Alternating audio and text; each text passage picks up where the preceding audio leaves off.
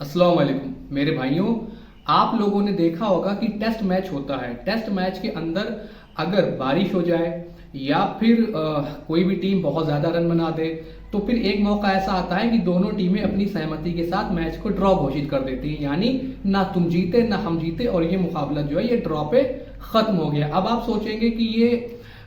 Islamic video के अंदर ये टेस्ट मैच क्यों डिस्कस हो रहा है। वो मेरे भाई इसलिए डिस्कस हो रहा है क्योंकि देवबंदी और बरेलवियों के दरमियान एक मुकाबला ड्रॉ हो चुका है, ना वो जीते ना वो जीते, इसलिए ये मुकाबला ड्रॉ हो गया। अब बरेलवी और देवबंदियों के अंदर ऐसा क्या हुआ, क्योंकि एक बरेलवी आलिम साहब ने एक वीडियो बनाई अशरफ अली थानवी साहब की लिखी हुई किताब बहश्ती ज़ेवर पर, जिसमें अशरफ अली थानवी साहब ने लिखा कि अगर आपकी उंगली पर नजासत लगी है और आपने उसे 3 बार चाट लिया तो आपकी उंगली पाक हो जाएगी। अब इस वीडियो को बरेलवी आलिम ने बना दिया और कहा कि देखो ये देवबंदी कितने गंदे होते हैं, कितने नजीस होते हैं, कितने नापाक होते हैं। ये उंगली पर लगी हुई निजासत गिलाजत, चाहे वो खून हो, पीप हो, लैट्रिन हो, कुछ भी, उसे चाटते हैं और कहते हैं कि देखो उंगली पाक हो गई। ठीक है, अब ये इनकी वीडियो बनना थी कि देवबंदियों के पेट में मरोड़ शुरू हो गई, तो उन्होंने सोचा कि भाई हमें भी बनाना है कि हमारे हकीमुल उम्मत के बारे में ऐसी बात कह दी, हमारे मुजद्दिद के बारे में ऐसी बात कह दी। ठीक है, तो उन्होंने फट से देवबंदी मुफ्ती इम्तियाज पालमवी ने तुरंत एक वीडियो रिकॉर्ड कराया और वीडियो के अंदर उन्होंने दिखाया कि फतावा रज़विया जो अहमद रज़ा साहब ने लिखी हुई है उसकी जिल्द 4 सफ़ा 464 पे गालिबन जो है उन्होंने दिखाया कि अहमद रज़ा साहब ने भी यही मसला लिखा है कि अगर आपकी उंगली के ऊपर नजाजत लगी है और आपको पता नहीं था और अगर आपने उंगली को 3 मरतबा चाट लिया तो आपकी उंगली पाक हो जाएगी। तो उन्होंने फिर जब ये वीडियो अपलोड करी, ये वीडियो बनाई, तो उन्होंने कहा कि अगर बरेलवी अपने घर का हवाला देख लेते तो फिर वो अशरफ अली थानवी के बहश्ती ज़ेवर के ऊपर वीडियो ना बनाते। कहते अब मैंने बिल्कुल सेम इबारत जो है वो बरेलवियों के आला हजरत के फतावा रज़विया के अंदर से निकाल के दिखा दी। अब बरेलवी किसको मुंह दिखाएंगे, बरेलवी क्या ही करेंगे। तो मेरे भाइयों अब आप समझे,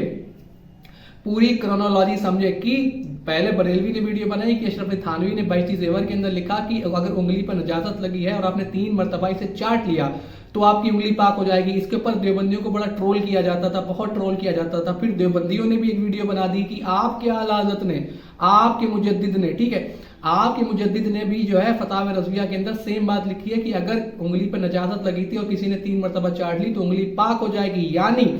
अब उन्होंने क्या कहा कि हमने आपकी ये गंदी एक इबारत दिखाई, उन्होंने क्या कहा कि हमने आपकी ये गंदी इबारत दिखाई। ठीक है, इसलिए अब इस इबारत पर ना ही आप थानवी साहब को बुरा भला कह सकते हैं और ना ही आप अहमद रज़ा साहब को बुरा भला कह सकते हैं, क्योंकि दोनों ने सेम बात को लिखा है और दोनों की सेम बात निकल आने के बाद देवबंदी और बरेलवियों में ये मैच जो था वो ड्रॉ हो गया। इसलिए क्योंकि अब आज के बाद ना तो बरेलवी इस बात पे तान देंगे कि थानवी ने ये लिखा, ना देवबंदी इस बात पे तान देंगे कि अहमद रज़ा ने ये लिखा, क्योंकि दोनों ने सेम बात लिखी और इनके दरमियान ये मैच जो है वो टाई हो गया, ड्रा हो गया। इसका मतलब क्या हुआ कि देवबंदी और बरेलवी दोनों के यहाँ नजासत को चाट लेना जो है वो बेहतरीन काम है। नजासत अगर आपकी उंगली पे लगे तो अब धोएं नहीं, आप इसे चाटे और अपनी उंगली को पाक करें मेरे भाइयों। और ये मसला सिर्फ देवबंदी और बरेलवियों का नहीं है, ये मसला अहनाफ के अंदर है। रद्दुल मुख्तार के अंदर और दुर्रुल मुख्तार के अंदर ये मसला लिखा हुआ है कि अगर उंगली पर नजासत लगी हो और किसी ने 3 मरतबा चाट लिया तो आपकी उंगली पाक हो जाएगी। अब आप समझे कि इनकी किताबों के अंदर कैसी कैसी गिलाजत, कैसी कैसी गंदगी लिखी हुई है। और इन लोगों की बदकिस्मती ये है, फिरके के मौलवियों की, स्पेशली देवबंदी और बरेलवियों की बदकिस्मती ये है कि जब इनके यहाँ कोई एक आलिम दूसरे आलिम पर जो है चढ़ाई करता है, उसकी कोई इबारत दिखाता है तो वो फौरन दूसरे मसलक का आलिम उससे सेम मिलती जुलती इबारत इनके मुंह पे दे मारता है और कहते हैं कि देखो मेरे बाबे ने ये गलती की तो तुम्हारे बाबे ने भी ये गलती की, इसलिए अब जो है इस गलती पे बात नहीं होगी। और ये जो है दोनों की तरफ निकल आई, इसलिए अब इस गलती पर बात नहीं होगी। और ये दोनों जो है बेहतरीन आलिम है, बल्कि इन्हें कहना तो ये चाहिए था कि ये दोनों का दिमाग खराब हो चुका है, जो इन्होंने इतनी गंदी और गलीज बात जो अपनी किताबों में लिखी और अपने मानने वालों को ऐसा करने को कहा कि अगर तुम्हारी उंगली पे नजासत लगी हो तो 3 मरतबा चाट लेना, तुम्हारी उंगली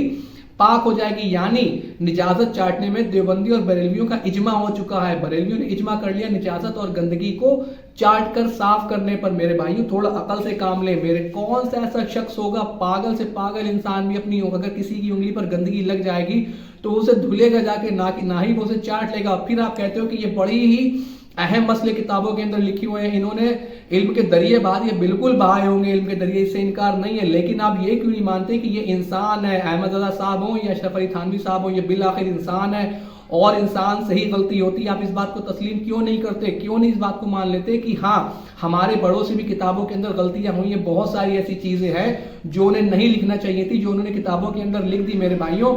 چاہے وہ دیوبندی ہو, چاہے بریلوی, چاہے اہل حدیث, ایون کوئی بھی فرقے والا ہو, اگر وہ اپنے آپ کو کسی بھی فرقے سے منسوب کرتا ہے, اپنے آپ کو کسی بھی فرقے سے جوڑتا ہے, تو وہ اپنی گردن کو نہیں بچا سکتا, کیونکہ ہر فرقے کے بڑوں نے وہ بلنڈر, وہ جھوٹ, وہ باتیں اپنی اپنی کتابوں کے اندر لکھی ہوئی ہے کہ آپ